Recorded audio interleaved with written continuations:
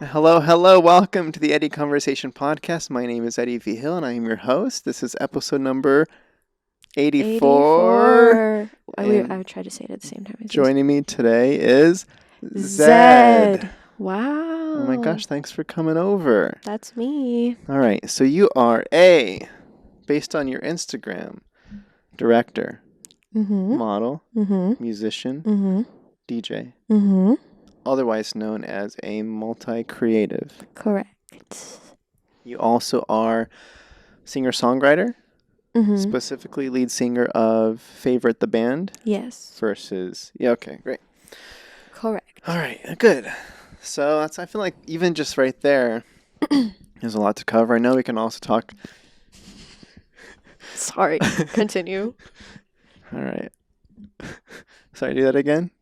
Let's just establish the what we could call an iconic Zed sound effect, if we may.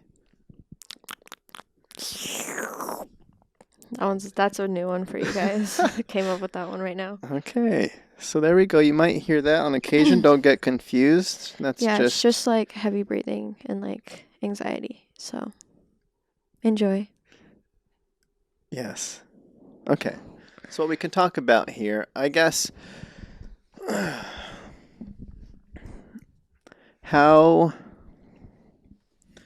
guess what I was going to say was we could also at some point dive into finding the creative journey. And right now, essentially, how would you describe your life as kind of music centric? Is this who you are currently? Is this today's you and the future you is the intention here? Like, are you asking, is music the only thing I want to do, or I'm confused? What's the focus? What's the dream? How do you see yourself right now? As of right now, I am kind of in just a position of being a creative in general.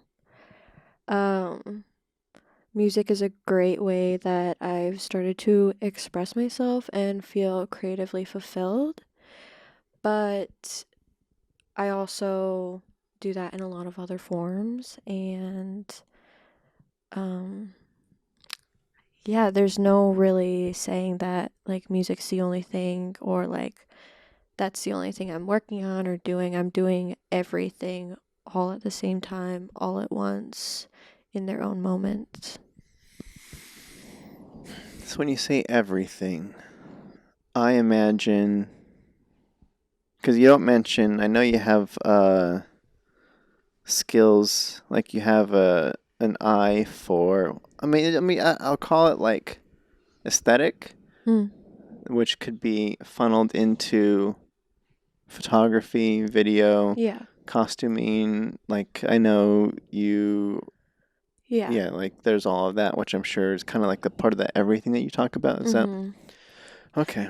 So it's like essentially for my band, I am like a creative director for it / my entire brand as a creative. Okay.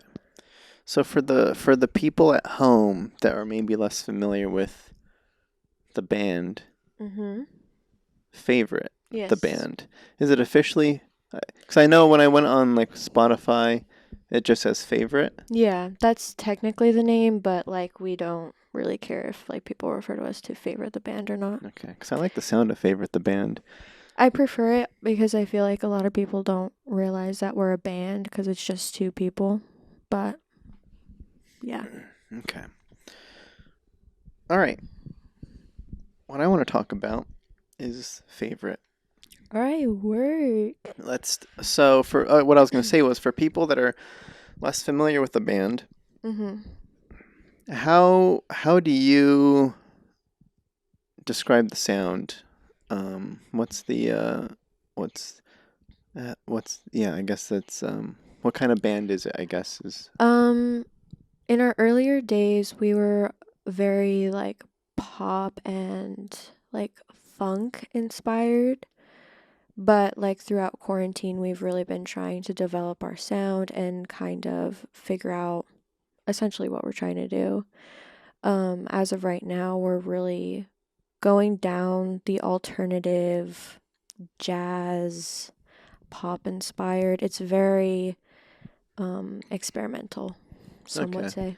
So what experimental, or I guess some way that I would maybe, it feels exploratory almost. I guess is that it can combo with the experiment. You're experimenting Yeah, for the sake of exploration on sound. I mean, more or less, it's also just like what me and my co-partner of the band are most interested in, like jazz, alternative music, pop, and so we kind of just figured like blending them together would be the best bet, and it touches on my skills and his skills and our producer skills as well. So that's kind of why it meshes together, because it's a lot of people in the same space putting in their little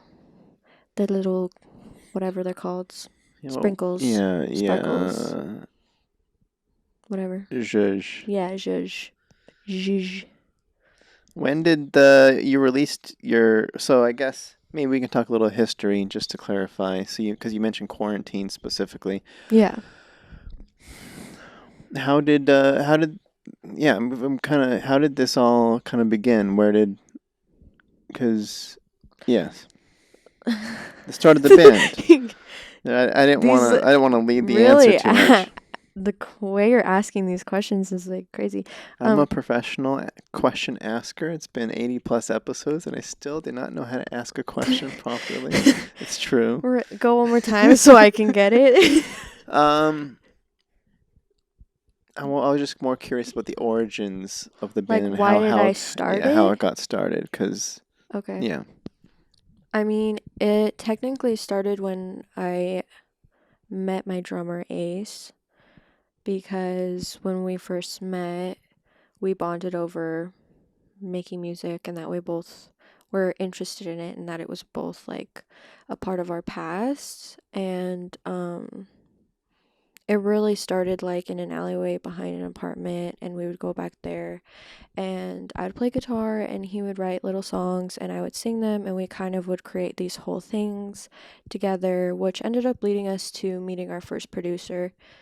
And she was amazing and really eye-opening for me, because even though like I had been doing music for a really long time, I thought like there were only very few creative jobs that would lead to feeling fulfilled or like being quote unquote successful and stuff like that. And she was a woman in the industry with her own studio that was very successful. And so it was almost inspiring for me. And she took us under her wing for a little while and helped us come out with our first few songs.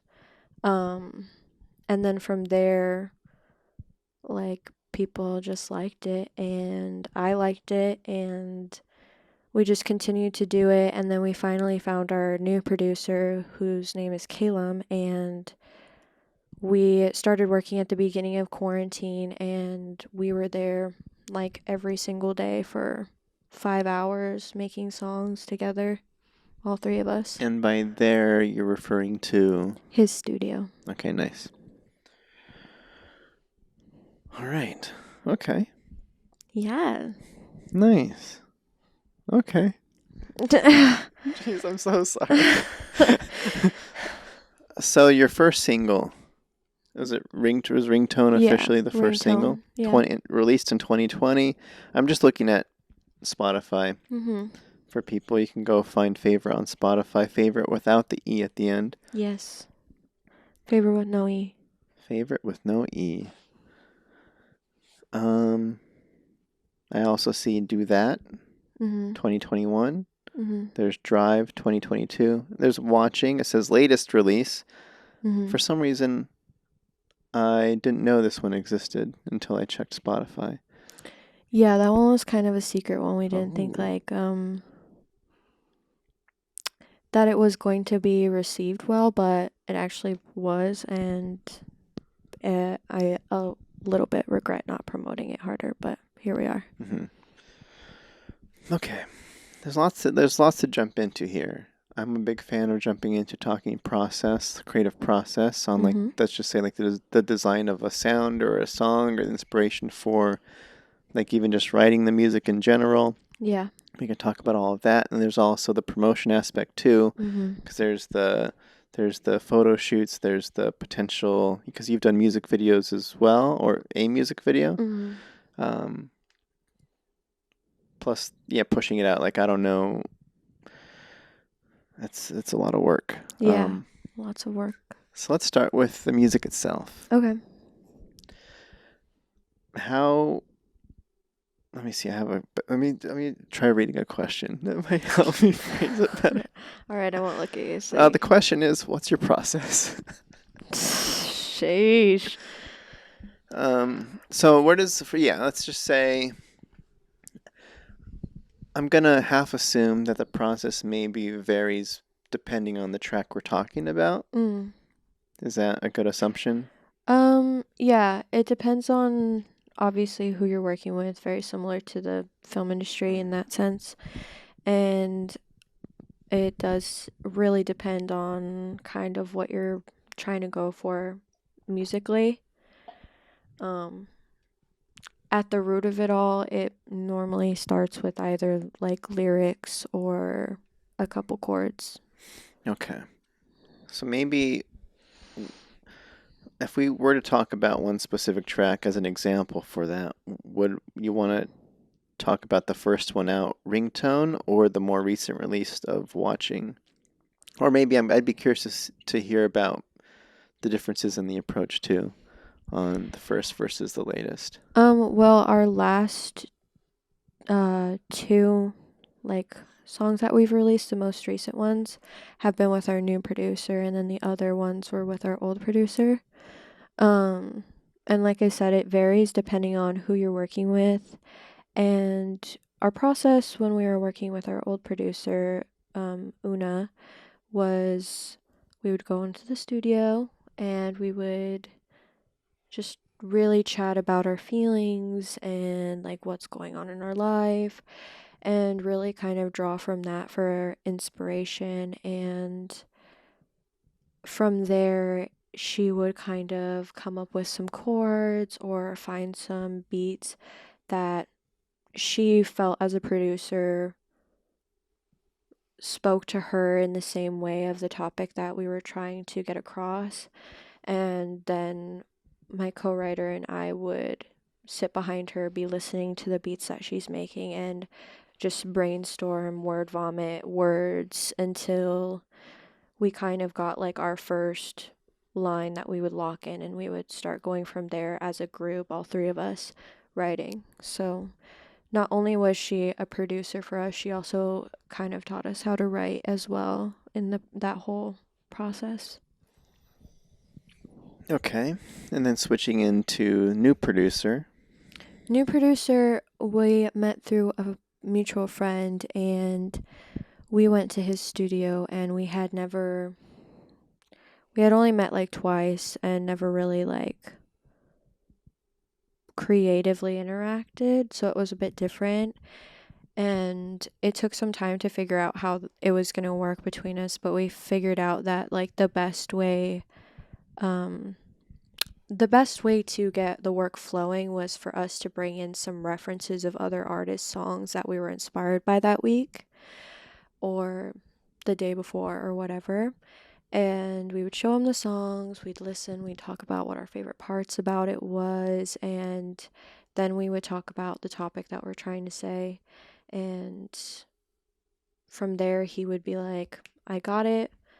He'd whip out his guitar, start playing a couple chords, and from there is where it kind of changes because he is now solely a producer. He doesn't help us write in any way or come up with any of the melodies. So that was then thrown to me to start coming up with like melodies that we could work with. And then my co writer would start jotting down ideas. and I'd try and use some of the things that he was writing to work with a melody, and we'd go from there. And it's kind of like just a big syllables game. When you say co-writer, Yeah, co-writer. who's your co-writer? Is Ace, Okay, my drummer all as right, well. gotcha. Mm-hmm. Okay, We co-write, and he's my drummer, and I'm the singer. great, lovely. All right. I want to ask about, because you mentioned, cause again, I'm less familiar with the process of creating a musical track. Yeah. So when you mentioned producer, Mm-hmm. there is also like a mixer. Yeah. That's separate job, yeah? Yeah, it's a completely different job, and Yeah, I guess like the question would be, at what point does this person get involved, and like how involved do you want to be through that process, and like how does that I play? mean, like, I guess I try to explain it in like film terms of it being like when you pass off your film to be colored and you send it to a colorist, they have no actual opinion on how the movie goes in any way. It's just them putting fancy colors and like adjusting the lighting and stuff for you. And that's essentially what a mixer does for your songs is you complete the song, you have it finished, you have it fully written and recorded, and then you send it to them and they enhance it to be better on speakers and for certain sounds to sound more tinny or louder and whatever it may be, or to Yeah. put like auto tune on my voice in a crazy way or Yeah, but something. that would still be like direction coming from the band, though. Correct. At no point is it us not in control. We're always in control. Yeah. So I guess like okay, so you have the song completed, and then do you have a go-to mixer, or does it vary by track based on? Yeah, it varies depending on track. Like, if I were making EDM music, I would want to send to someone who specializes in EDM because they'll better understand your vision. And at one point, that was something that we did struggle with, was finding a mixer that kind of understood how we wanted this experimental music to sound. But after a while, like, communication is kind of like the biggest thing in any creative process. So we finally got there, but most of the time, like, you will sit in with them as they're doing it and just tell them, oh, I don't really like that, fix it. Oh, I don't like this, fix it. But because it was during quarantine and everything, it was all like over emails and Zoom calls. So it was just a different process at the moment, but currently that's what we do, is sit in and tell them what we don't like. Yes. And then ideally, I'm assuming you're offering suggestion on how to, like, what you're looking for instead too, right? Mm-hmm. Like how, like, I guess I'm curious on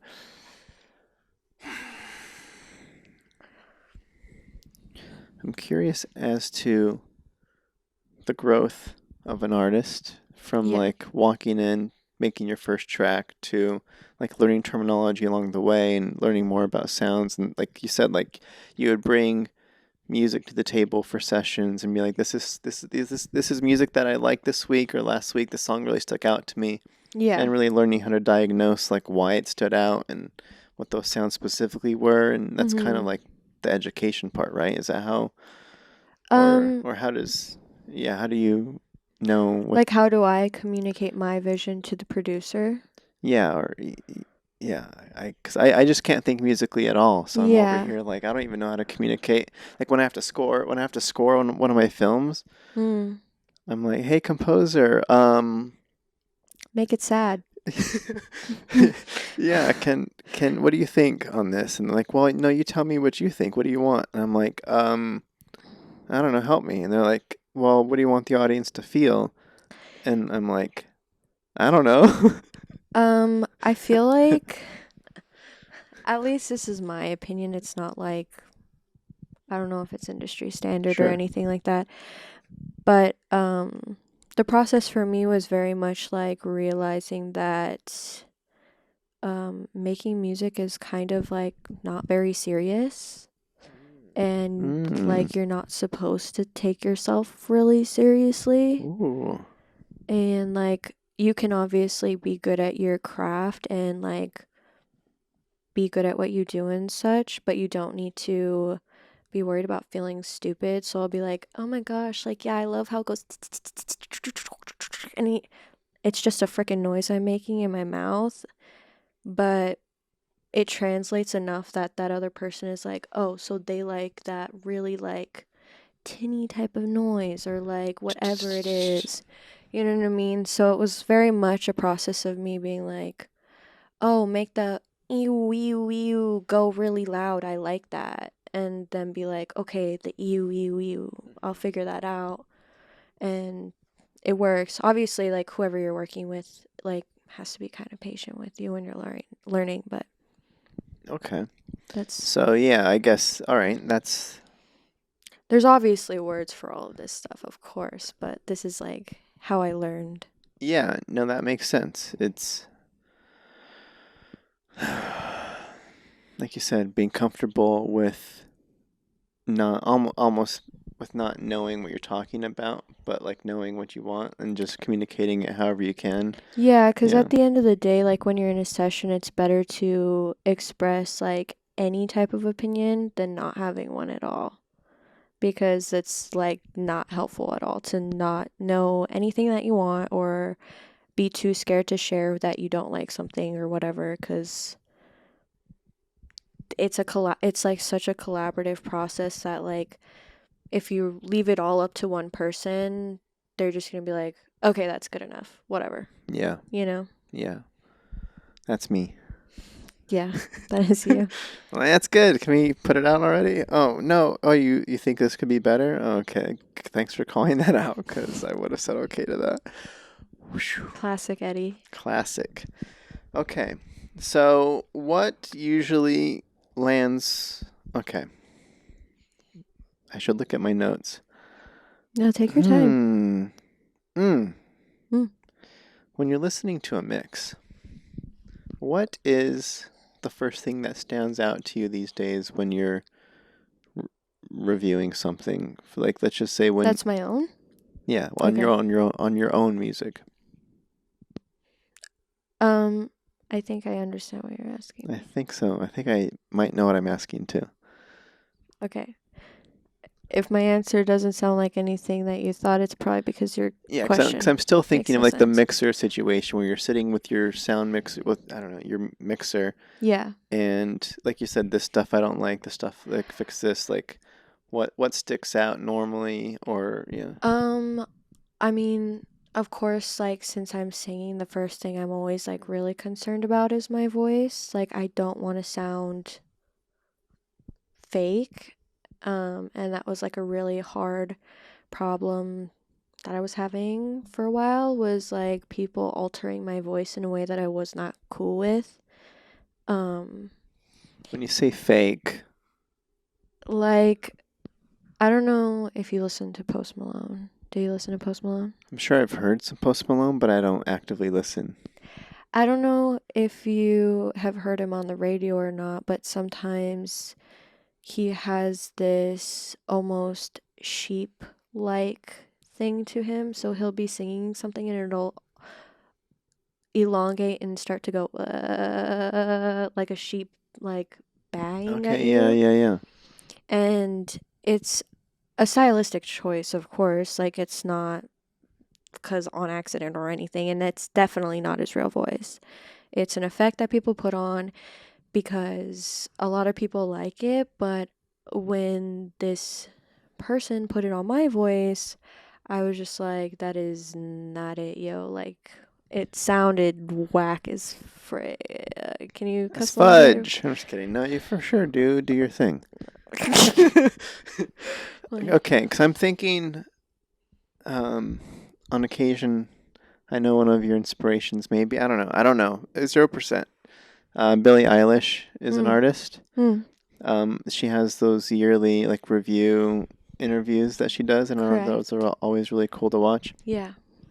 I don't know if this was through one of those videos or not, but I remember her talking about a sound effect kind of. I felt like she talked about a sound effect like that. And she mentioned that she didn't like that sort of thing either. It's very, very popular in the industry right now because it was. I'm not going to say it was a problem because it really wasn't a problem. Like, they just take it off if I don't like it. But when I heard it, I was huge like, fit. yeah, fuck them. They don't know shit. Anyways, reeling it back, guys. What I was saying was, when I heard it, I was like, what did they do? Like, they messed it up. I don't like this. They need that completely gone. And even my producer was like, I did not tell them to put that on there. That was like their own creative decision. And I went around to a few other of my musician friends and was like, listen to this and tell me if I'm just crazy. Like, does this sound good or am I crazy? And just being overly critical of my own voice because that is as we do. No, everything for sure. everyone. And so many people listened and they were like, no, everything sounds great. And that was just a stylistic choice because that's what's popular. He was just doing what he knows would get you popular and stuff like that. So it's like a personal decision of just being down to do it or not. And it just honestly to me really gave me some like dysphoria of my own voice that I was not down for. So when people listen to it, some people were saying that it actually sounded good. And yeah, they're like, yeah, okay, it made sense. All right. They're like, this dude added it. He thought you would like it because other people seem to like it. A lot of people told me that it was industry standard and stuff like that. And, ooh, gross. Yeah, I'm just like at this point, not like you said, it's there's it's nothing stylistic. that matters. Yeah, it's just like all personal opinion. No, it's great. So. Okay. So like you said, first thing first, because you are singing in it, that's kind of what sticks out first. Not because I'm sure you're actively trying to listen to the full track, but the first things that kind of hit your ear are probably your own voice. So yeah, I'm mainly concerned about my voice, and like that's what's kind of nice about having a producer is like he's listening to the music and I'm listening to my performance. And if it's just not giving, then I'm like, okay, we need to actually go and re-record all of this because she's not serving today, so we need to redo that. She's not serving today. But like another thing is that I will have the track that we have created without a mix and I'll listen to it in the car over and over and over and over and over and over and over. And I get so used to that track that when I hear a mix, I'm like, they messed up the whole damn song. Like, it sounds nothing like I thought it was going to sound like. But it's also like, it's just called ear fatigue and you're not supposed to do that to yourself, but I do it anyways because I get so like hyped about a song that I just like that's all I want to listen to and think about. But rookie mistake. It's never gonna sound like that. Yeah, it's the OG. Right. Okay, so after you okay, so you're kind of half implying, but I just want to clarify. You're focused on your voice. Producer gets to focus on the full song, but I'm still at some point those things start. Once you're maybe okay with your voice, I'm sure that happens. You're like, all right, now I can. Now other stuff is sticking out too. Yeah, and like since like I don't want to say employing because I'm not paying my producer. It's all like 100% collaborative. Mm-hmm. But since it is like for our band, I do still 100% get a say in like, okay, that guitar does not sound good. Yeah. And stuff like that. But 100% my own personal thing is my voice. That's always my main focus. Yeah. Long story short, cut everything else out, honestly. I imagined you had a say. I guess I just wanted To see if I have a say? to clarify if that. Yes, I Yes. have a say. Yes, I know. Okay. Awesome. Now this might lean similar to that same technical versus emotional in a song. Because I'm sure in the mix or talking with producers, how do those conversations normally go?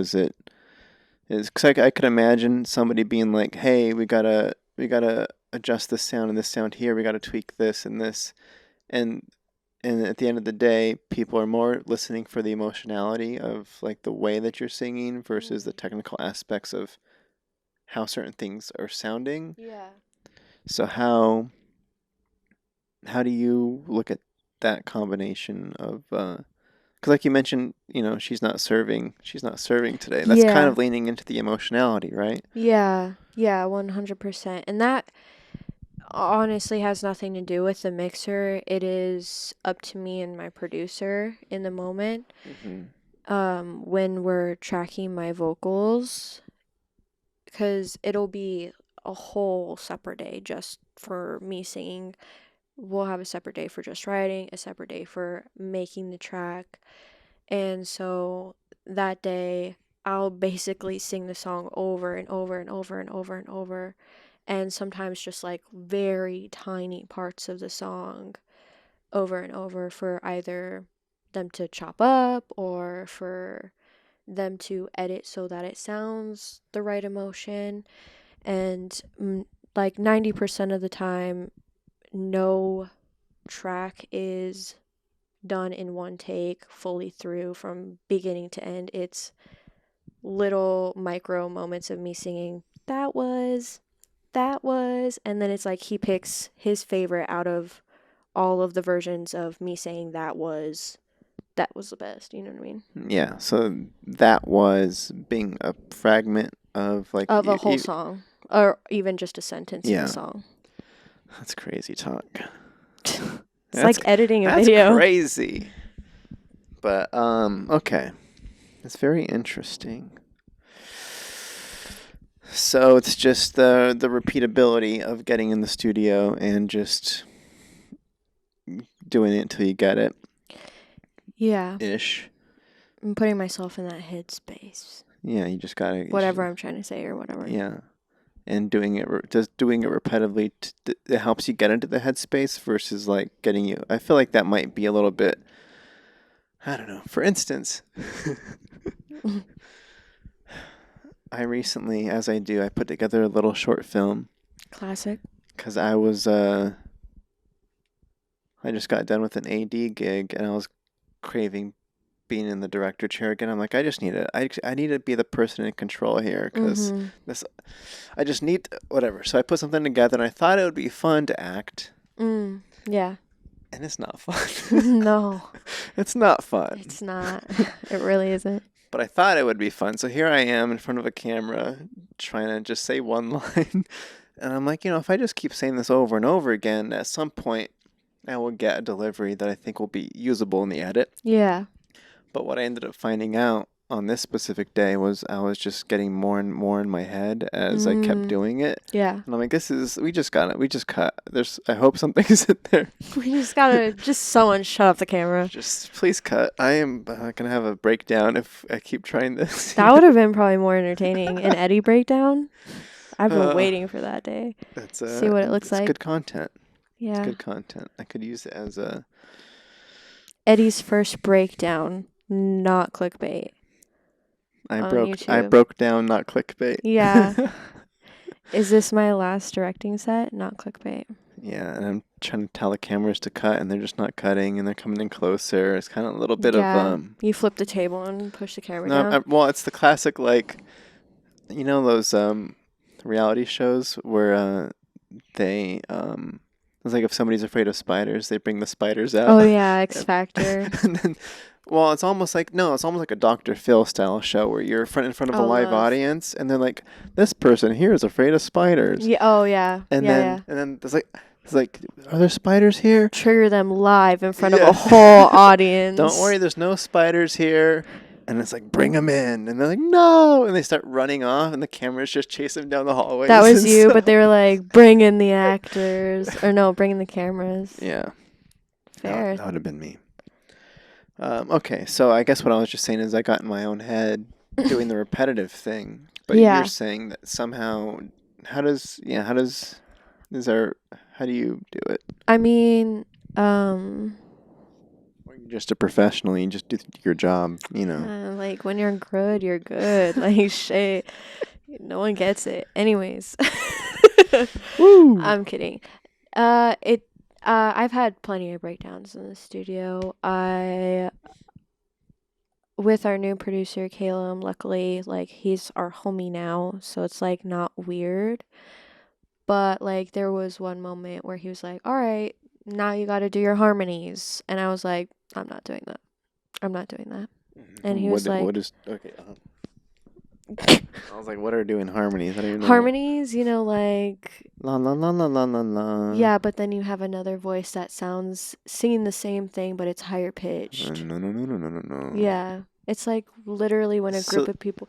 You know, like a cappella? Yeah. And then they all like sing together and it sounds like one song. Yeah. They're all harmonizing with each other. Okay, so it's more like an exercise that you're being asked to do? No. And... Okay, I just need to understand this to get the story. Yeah, so like in every song there's harmonies. Like every artist has harmonies on their vocals and it just like enhances your voice or like the song in a way. Oh, okay. This is stuff that I'm not even aware that's happening. Okay, gotcha. Yeah. That makes sense. And like most of the time you'll notice it when people like do a live performance and then they're like singing with their recorded version of themselves, but they're doing a completely opposite thing and somehow it sounds good. They're harmonizing with themselves. That's weird. So, okay, you're told to harmonize. Yeah, I had to harmonize for a part of my song, and it had already been like a 5-hour day of us just trying to record the song, and I was like, I'm not gonna do that. I'm just not. And he was like, you have to do it. Like the song's not gonna be finished if you don't do it. And I tried and I tried and I tried, and then I was like, all right, I'm leaving. And he was like, you can't leave. And I was like, I'm leaving. And I literally left in the middle of the session because I was like, 5 more seconds and I'm just gonna freaking scream into this microphone and dip the table and leave. So yeah, have my own reality moment. So how did you leave? I was like, all right, I'm done. I'm gonna head out now. I packed my bag and then like I can imagine. I left like this.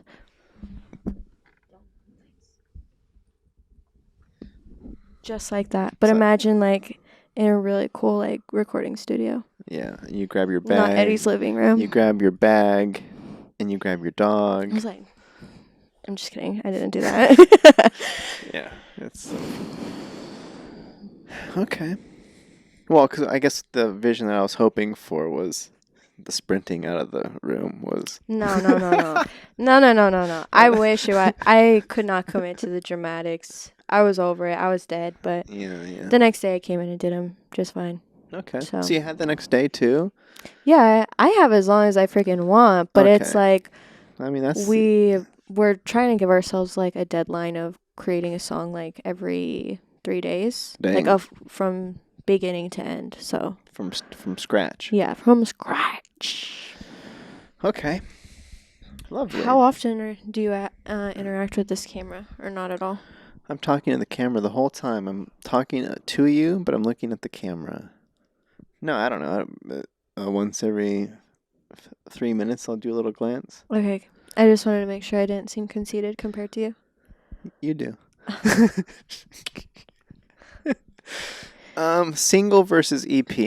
All right. So, have you, from my vantage point, there's singles that have been released. Yeah. Are there what's cooking? Are we talking because I don't know process, like if you're pumping out that much in the studio, but I'm over here seeing one a year. Yeah. Is there? I mean, not all of them are winners. Sure. Which we could talk about too. Yeah. Continue on your Is question. there a batch? Is do I have stuff finished? Yeah, like why single versus a batch of songs, or what's the thought? It goes back to marketing. Since TikTok was created, there's not very many people that want to listen to like a long format of. I know. I just really want to tie your shoe right now. This is Don't do that. It's aesthetic. No one can see it. The other one is tied. It's a creative decision. Can you pen and can you tilt down on the? There we go. Get the hair on the legs too. It's winter. I gotta stay warm. Okay. Anyways, what was the question? Say it again. No, single versus EP. Right. It goes back to marketing. Since TikTok, a lot of people want fast content. They want like one and done kind of thing, and it kind of goes back to music as well. And not very many people are going, oh my gosh, I want to listen to this whole entire album of 13 songs. They don't want to do that. It's just a reality, and we have noticed, and a lot of other musicians have also noticed, that releasing a single every whatever year, 2 weeks, day, some people are crazy, allows not only that song to have its whole moment, but it keeps people coming back for more and not feeling overwhelmed in the fact of needing to listen to a whole album by an artist that they don't even know. You know what I mean? Yeah, I guess is there not an appetite for, oh my gosh, who is this? Let me find more from I guess it's just more of like I follow you and then you'll post more when you post more. I mean, yeah, and it's kind of going back to like also money. Like the more things you have released out, the more money you'll get off of streaming.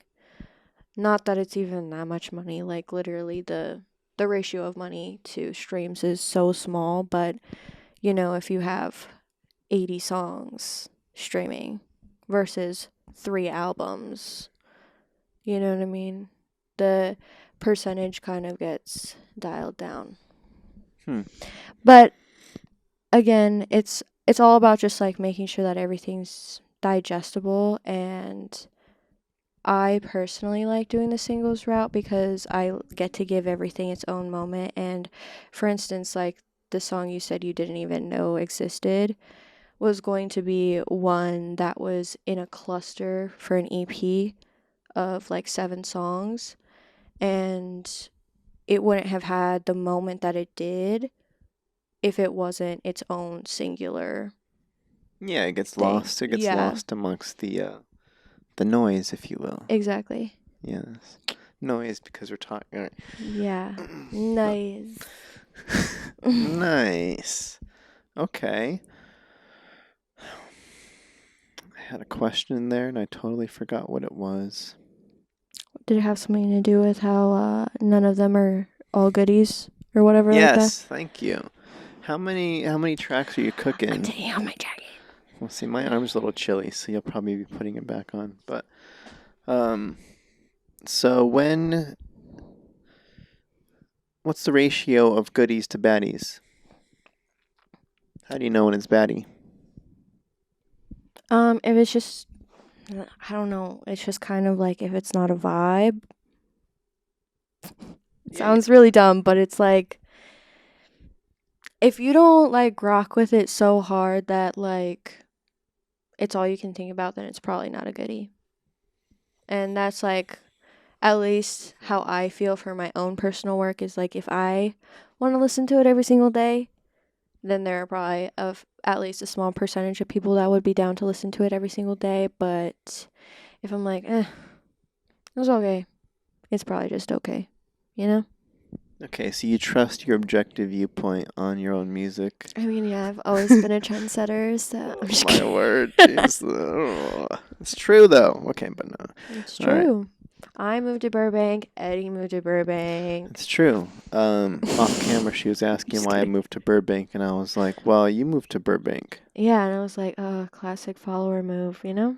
It's got to be close to your heroes." Yeah. I think that's what they say, right? That's not. I don't live by that, but you can live by that if you want. That's what I live by. So don't judge it. Okay. Okay. Okay. That's just me. Okay. Okay. You're a multi-creative. All right. So did you answer the question of how many baddies to goodie ratio? Oh, like the ratio would probably be, I feel like personally 50-50. That's not bad. But also I'm like, I would say a harsh critic. That's great. So. That sounds good. I was expecting like, I hate these 9 that we just did, but I like this one.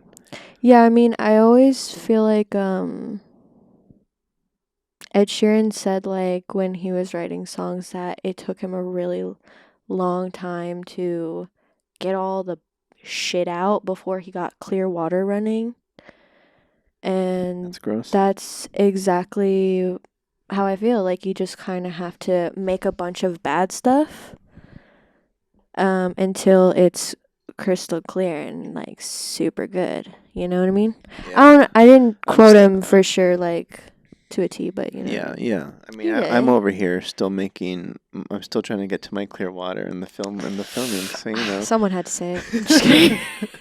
So you know, it takes time, but I'm glad that you're seeing some stuff come out that you're excited about. Because I was half imagining 2 things. A, that a song doesn't really get too far along the process if you aren't like there's not some sort of feeling on it. You're like, this is already trash. Like, let's not even move forward with putting strings on this or whatever the order of operations is. Whether the melody comes first or if it's whatever. Yeah, I get So you. you can kind of kill it early and not waste your time. But once it gets to the final stage and you're not liking it, I'm sure not many get there already. So it's like, all right. Mm-hmm. Having to toss it at the end is, I don't know. It's a big L for sure. But also, like, that's what SoundCloud is for. Just throw it up there and never tell anyone it exists. Where can we find the SoundCloud? Don't look it up. Don't look at it. Okay. Great. 'Cause I guess I pulled up I was imagining that, like you say, you go around and you listen to the same song, like you listen to the unfinished version a lot to kind of get it. So I imagine like you had a 10-song playlist where you're just listening through trying to find the diamond in the rough. Yeah. Is that a process? Or you... Yeah, I don't know. Yeah, I definitely will have like my automatic favorites.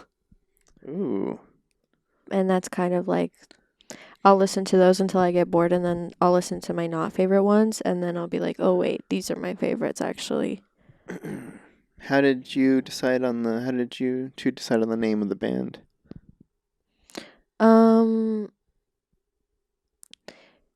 We went through like a lot of different ideas, and it goes back to this scenario where my sister came to visit me in LA. Cute.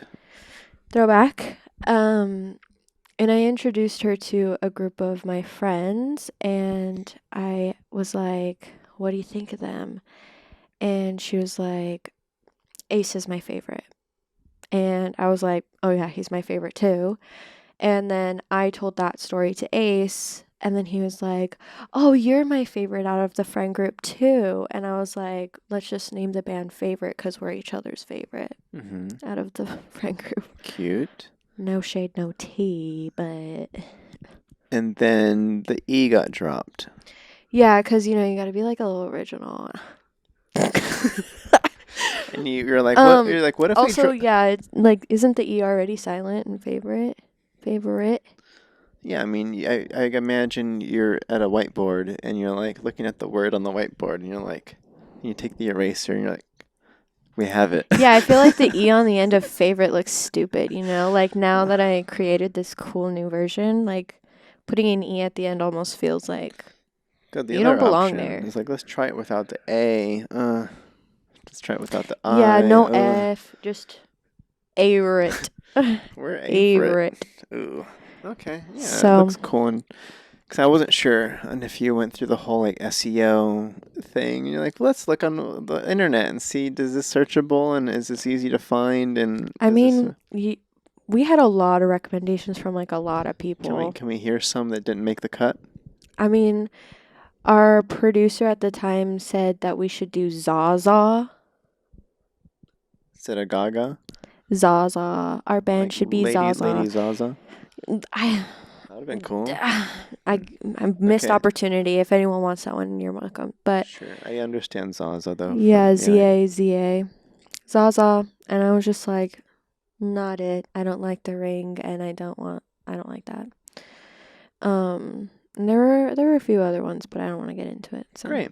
We don't want to hurt feelings here for the people that pitched it. Yeah. And we don't want Dummy. and we also don't want a revolt on like change the name. We Yeah. love Zaza. Please give us Zaza. Yeah, guys, it's not happening. Zaza could be the name of a track though. Just throwing that out there. I think that's a good song. It just reminded me of that trend where that guy was like, "Za, dude." Do you remember that? Za, dude. Za, dude. It sounds like beach Za. talk. Yeah. I don't know. Anyways, I didn't like it for that reason. Not because it was a bad idea. Okay. Let me see. Edit the part out where Can you still do? Can you still? I remember. Can I still do? There's sometimes. Because I know you. Let's just say I know you from Film World. Let's just call it that. Okay. We would drive to set together. Yes. And sometimes a song. Yes, it's called carpooling. Mm-hmm. Sometimes a song would come on the radio, and you would jokingly like impersonate a line of a song. Yeah. And it would always crack me up. Mm-hmm. And the song, I heard it on the radio like the other day, and I was like, "This is." It's like I wonder if I can get her to do this on the. You're like, podcast. It's a throwback. What a throwback! The line is, and let me just see if you know the song based off the line of dialogue. It's not dialogue. The Oh, lyric. great. Sorry. This is like a test. I feel kind of nervous. The line is, "He used to meet me on the east side." Oh my gosh, that's Halsey, isn't it? Is that Halsey? Yeah, it is. Because it has like that. I can hear it in my brain. Yeah. Can I hear it? Can you do it? You don't have to. He used to meet me on the east side. Yeah. That's like a little bit of it. Because it's all about the side. Side or something. I can't really. Halsey is just a specific brand that I try not to. Yeah. But I know in the zone, when listening to the track, it's easier to kind of like... really embody the character. Yeah. It gets me in a better headspace when I'm in the moment with the song, but... For sure, versus cold. In a cold room in dark light. Just in case no one knew the song, now you know the song, so... Who's the other dude on that song? Because he says, she used to meet me on the east side, and he does the same thing. Anyway. Was it like Khalid or something? I don't know. It doesn't matter. It's on the radio.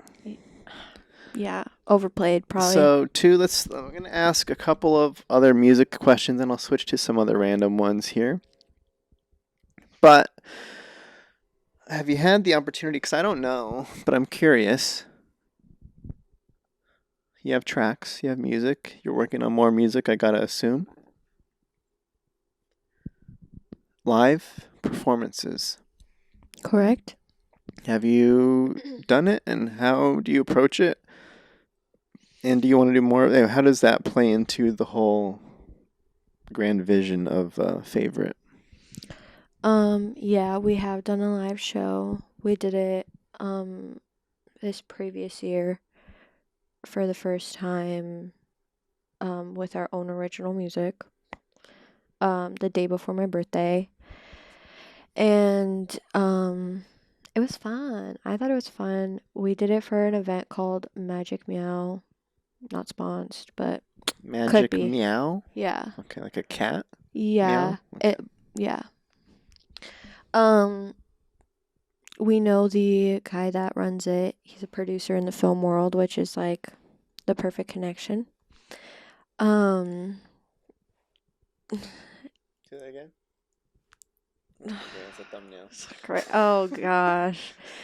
But yeah, he asked us if we wanted to play a show, and the problem that we had been facing was that we didn't have any proof that we could do a show. So we had like applied. It's not applying. You just like you know, offer your services or try and book a gig kind of thing.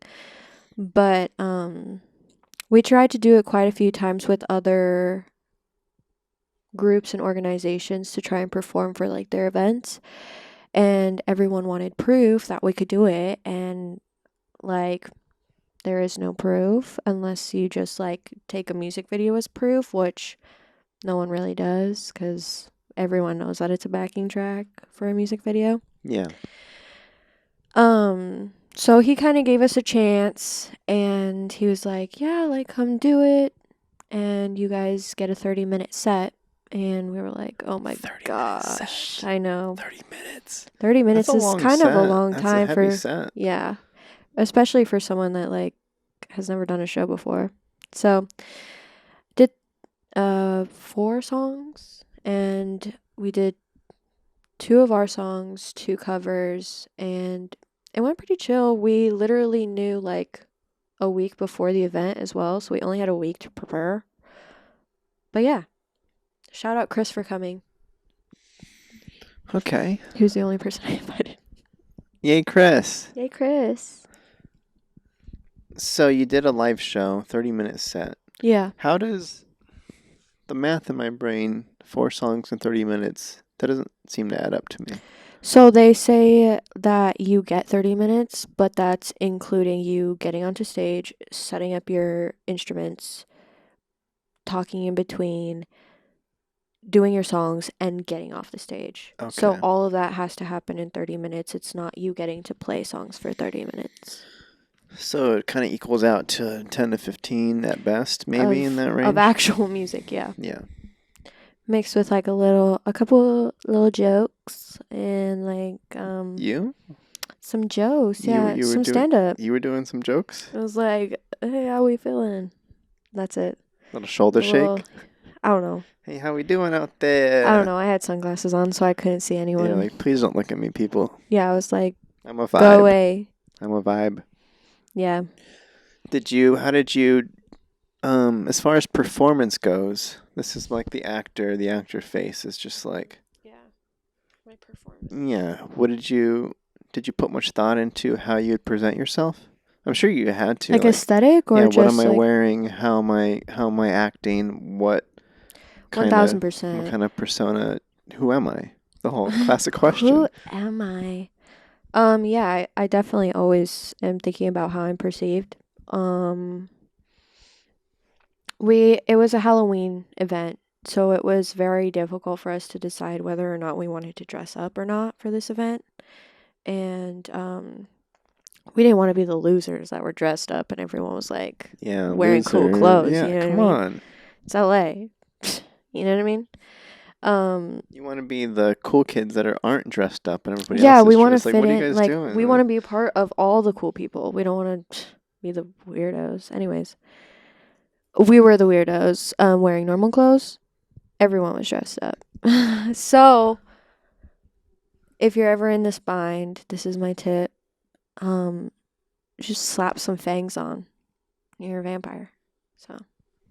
And fangs, wouldn't that affect your ability to sing? I use like denture glue. But other than that, they like that helps. They stick. They glue onto your teeth, my guy. Oh, you don't have like a whole like mouthpiece thing going up in there. Like I got the ones that like if you go to Spirits, they're literally like $14. But you mold them to your teeth, use some denture glue. They're in there for days. But yeah. I thought your tip was going to be like cat ears or something like that. It's usually the go-to. You just get the one No, I'm headband. trying to be cool. I'm trying to be cool. Okay, well, you know. Vampires you know better are than me. in. Okay. They're in. Okay. I believe you. So yeah, we pulled off the vampire look. But outside of that, I knew I needed sunglasses because I did not want to see anyone in the crowd. I did not want to even. I wanted to pretend that I could not see. I was blind or something. Yeah, you're like, I'm in a room by myself. Yeah. And let me just do my thing. Yeah, I guess people are watching, but I don't really know for sure. Yeah, like you could be ignoring me. I don't know. But if I see you ignoring me, I'm gonna go cry. Mm-hmm. Well, you did it. I did. Without crying. Yeah, and we're probably gonna do more this year. Nice. Yeah. Exciting. Correct. How did you? Who were you on stage? Zed. That was me. Sure, but is Zed different from the person that I know? Or are you just like kind of like yourself up there? Or do you? Because I don't know. When we want to present, like we turn something on that kind of changes. But I don't know. I'm just trying to imagine I'm like. Yeah, I try to like stay pretty authentic to my vibe. I feel like it's a lot of work putting on a show that also involves you playing a character. And I've never really been known for my acting, so. I would maybe beg to differ on that. There's a YouTube short that we act in together that still gets views on occasion. I know it does. How do you know it does? Because I'm the one watching it. Oh, I'm just kidding. No. It's a lot of views. It's anyway. Throwback, Bandersnatch. Yeah, or many other videos. There's that one. There's our voiceover. Our how not to ADR, bad ADR, yeah, our bad ADR. Yeah, that one gets views. Throwback. That was a fun one. I enjoyed that. Throwback. Go watch that on YouTube. It's great stuff. If you want to see me in my fetus era, go check it out. Yep. 22, great. All right, easy stuff here to kind of wind us down. I'm gonna driver's license. Nope. That question extended is, have you gotten your driver's license yet? The same answer. Still the same answer. Same answer. I'm a passenger princess, alright? Well, you're in the right city. Yeah. I think. I hope I'm in LA. To get away with that. All right. Yeah. Cool. Do you still go climbing? On occasion. Not all the time, though. I just got my membership. A day late and $1 short? Yep. I remember when I tried to convince Eddie and he was not into it. He's a hater. It's just, it's kind of like, it's a little bit of an expensive hobby. Yeah. The monthly membership is quite heavy. It's quite heavy. Yeah. So I wasn't quite ready for it until essentially this year. I'm like, I think I can spare. Rewind. He was also just a hater. And I was also just a hater. Yeah, let's be real. Wait, I'm like, he was like, something that Zed likes, can't do that. It's like, I don't know, it's a little too cool. I don't know if I can hang. Plus, you're going trendsetter.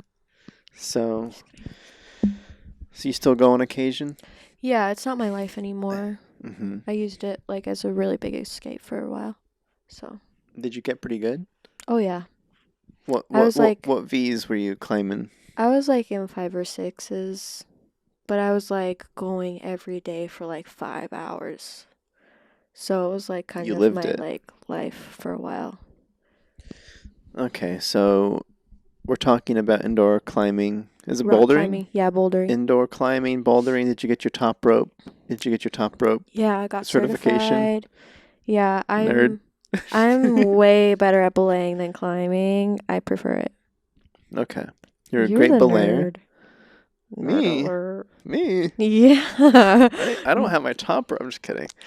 Okay. So did you ever go into the wild to do it in Because you can probably belay just as well in the real world. I mean, probably. I mean, like, throwback to childhood, I literally was belaying girls at girls' camp, so I already had known how to do it for a really long time. Ooh. But, I don't think I would ever do it. Like, bouldering specifically in outdoors, that's scary. Yeah. Are you not a fan of nature? Do you get out and do you go on nature adventures? Just a question. Or does that kind of, because I'm imagining a person, I don't know. Cliffs are scary. I don't really like the idea of climbing up real rocks in the real world. I feel like hiking? Well, hiking is easy. That's on the ground. Once you leave the ground and you're gripping rocks and there's like scorpions and stuff on the mountain, like, I don't know, it seems a little sketch. I would never, honestly. I have never and probably will never do that. I go outside though. Okay, great. Even though it doesn't look like it. Sure. Okay. I go on walks and like I look at the sky sometimes and that's like pretty like feels like enough for me. Yeah. So it's probably enough for you. Yeah, for sure. Thrift. Do you thrift often? The whole fit. Aside from the jacket? I mean, it's hand me down. Yeah. Essentially it's a in-home thrift. Yeah, agreed. I'd agree. So you're saying this whole outfit was thrifted? Yeah, literally. Do you have any tips, tricks? What's your strategy when you go thrifting? I don't thrift in LA. Really? No. I go like to Anaheim or Chino Hills or Pasadena or sometimes Calabasas because low-key that's where the rich people are. And everyone already, like all the Depop girlies steal everything from the thrift stores in LA at least. Depop girlies? Yeah. The girls that like go and buy like all the trendy clothes and then sell it on Depop for $1,000. Gotcha. No hate. Love you guys. It's awesome. But yeah, I leave LA to go thrifting and that's where I find all my goodies. So the strategy Take is the sip. Take the sip. Take the sip. Wet your whistle. So the strategy is just leave the city. Yeah, leave the city. Be ready for an all-day excursion. Do you hit it multiple? Like when is it like it's actually an all-day excursion? Yeah, like I don't go out like and just go to one store. I will plan a whole day around it. Yeah. So like forget going to Disneyland. I'm gonna go to Anaheim for a thrift day. Drop a bag. Yeah, drop a bag. What would you describe as a bag? Like a wad, like a big chunk of money. Yes, I hear you. I don't know if you get the slang. Is that like $20? Like, I mean, it's a thrift store, so probably like, yeah, 'cause 30, $40. Okay, that's not bad. Because like climbing is $100 a month. Yeah, that's also a bag. That's a bag. So when you said a bag thrifting, 100 thrifting sounds like a lot. Like, you must have had like a really good day if you're dropping that much. Or you're getting like a chair or something. Yeah, going hard. Yeah. Hard. But a bag like for thrifting is like $50 and then you get like a good old. That's a full wardrobe right there. Yeah, for real. Nice. For real. I need to go thrift in Pasadena. Yeah. Chino Hills is where it's at. Chino Hills is at Pasadena? No, it's past Pasadena. Ooh. Okay. Noted. Is there a specific place I should go to? I'm not dropping my secrets. Oh, copy that. Chino Hills is close enough. Well, plus you're looking for, like, I don't know what the dude situation is for this, if it's the same kind of finds at the. I mean, if you're like looking for like this kind of stuff, you're probably good. These were thrifted. Oh, really? These joggers right here. Mm. These are Forever 21s. Oh yeah, work. All right. Yeah, I feel like you could find goodies anywhere if you're going for this vibe. Yeah, I just need some new tees. Yeah. But maybe some layered. I don't know what I'm looking for. I just need I also need some red carpet garb too. For when I drop some premieres. A little suit action. Something. Okay, work. Work. Work. Enneagrams. Do you do the Enneagram? The what? Enneagram? No, what is that?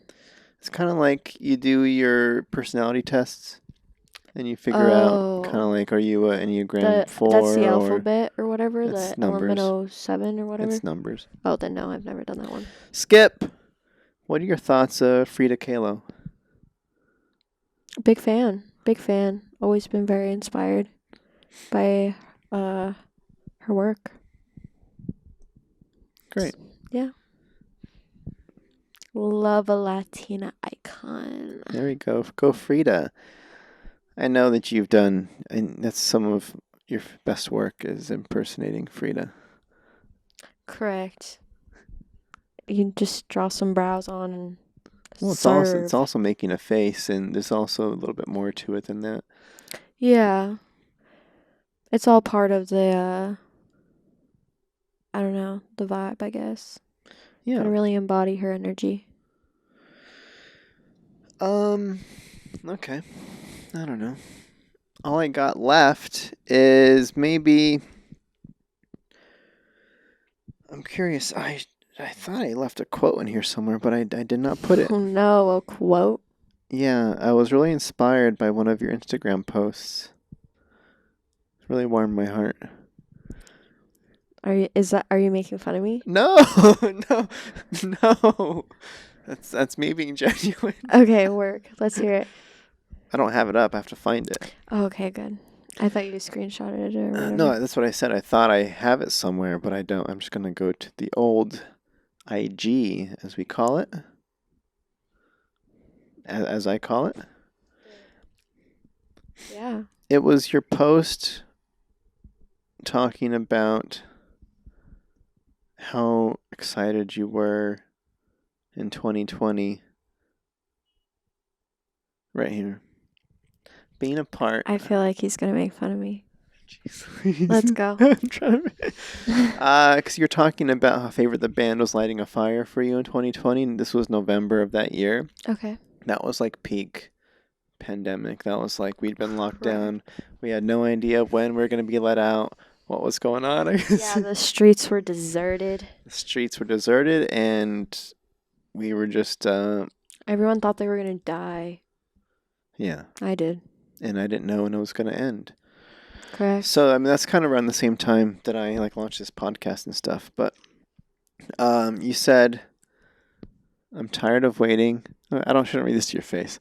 I'm tired of waiting to be perfect and choosing to be nicer to me. That was really nice. And I was also curious, you talked about you lived with music since you were a little kid, and you can't deny that this is all you've ever wanted. So I was curious as to, there's a lot of people out in the world, in general. A lot of them don't know who they want to be or what they're passionate about, and they're looking for the thing that really grabs them and lights their own fire. In hindsight, I don't know, we talked a little bit about forming the band and stuff, but just be blunt. I'm trying to ask, did you always know you'd find your way to this, or were you looking for a way to make music, or how do you feel about the musical journey from the little kid you talk about in the post to you right now? I mean, my childhood lifestyle, I don't only catered to music for a very brief moment until I ended up back in Reno. And because of the lifestyle that I was living when I was younger, we couldn't travel with instruments or anything like that. So it was kind of something that I had to really put on the back burner, even though my parents had literally put me in piano at 4 years old and made me do that until we started traveling.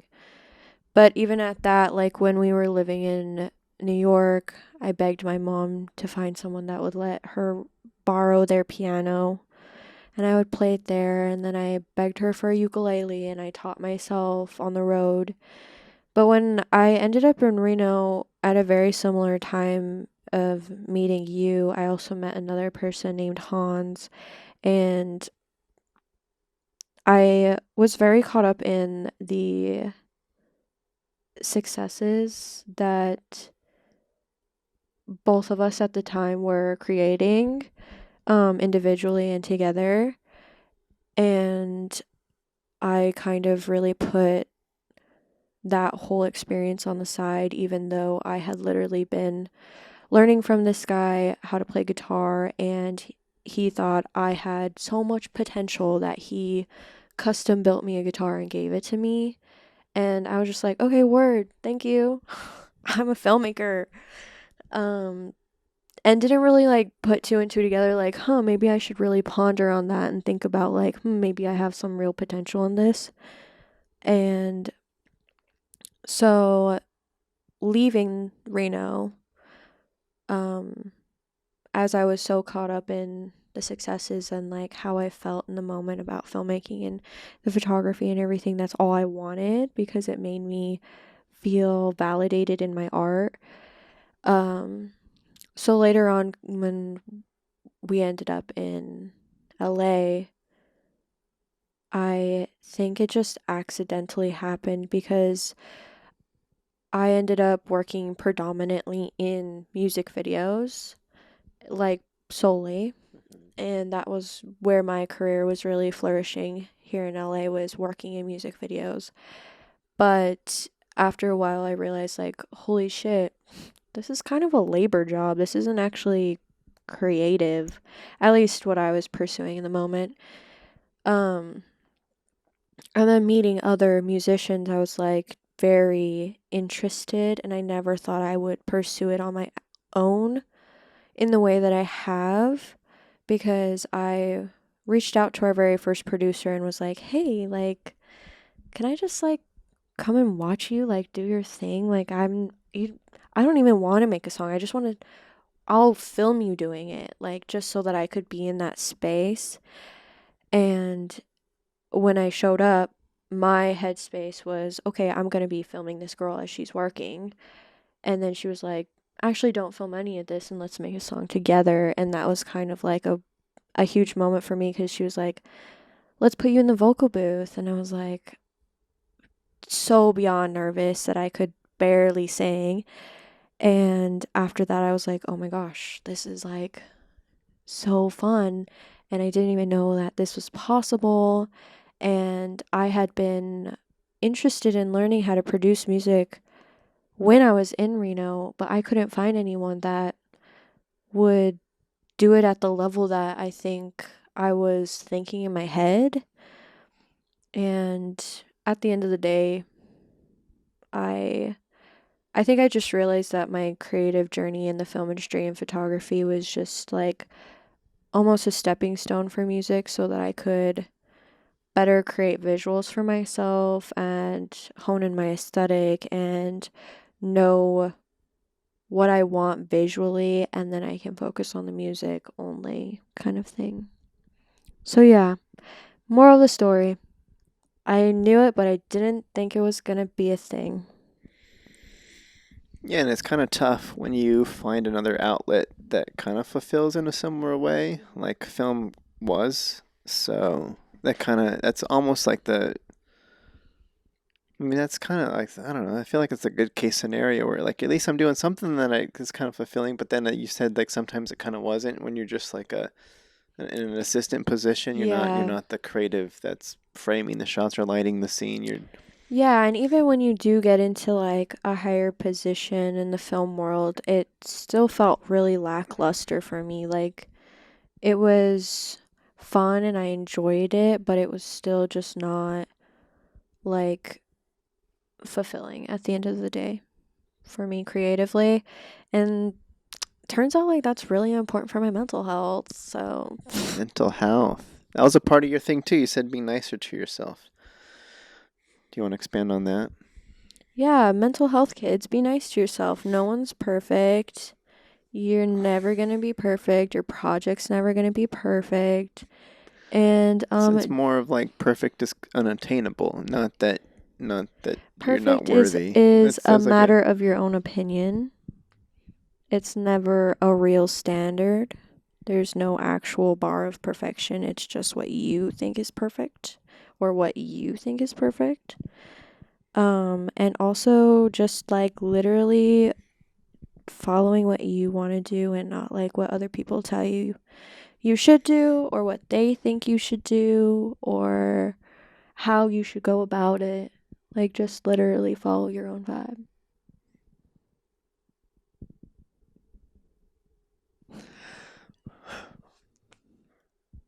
my heart. I'm just Your heart. Follow your own vibe. Okay, yes. So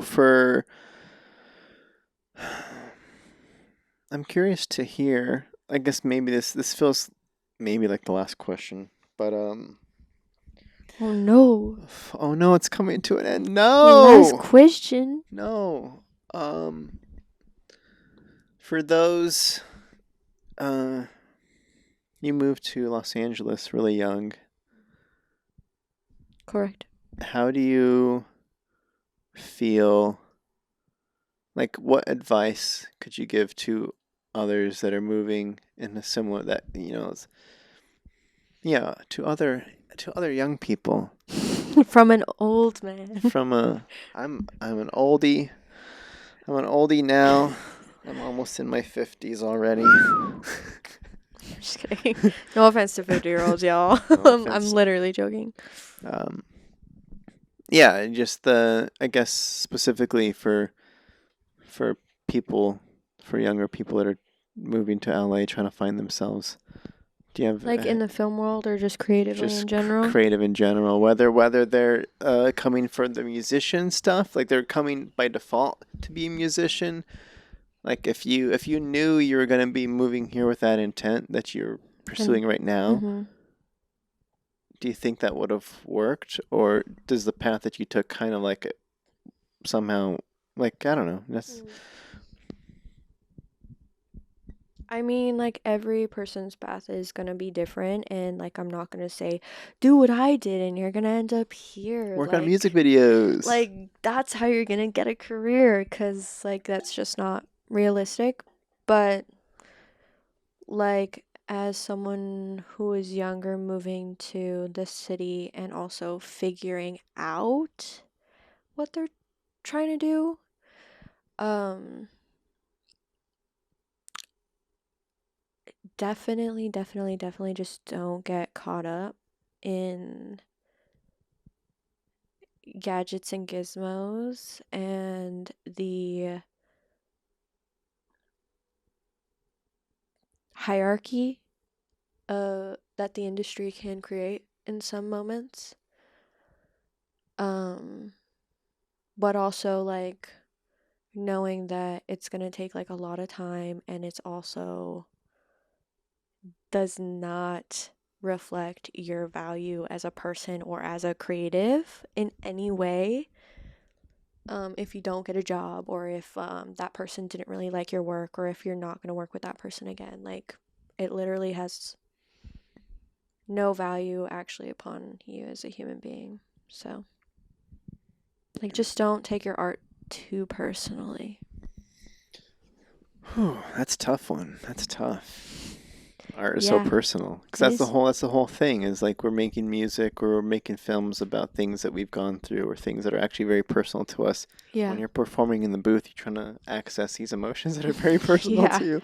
In front of everyone. And then after all that, it's like, but like you kind of mentioned it earlier too, is like don't be too worried about looking like you know all your stuff. Just don't take it too seriously. This was a part of your message earlier too.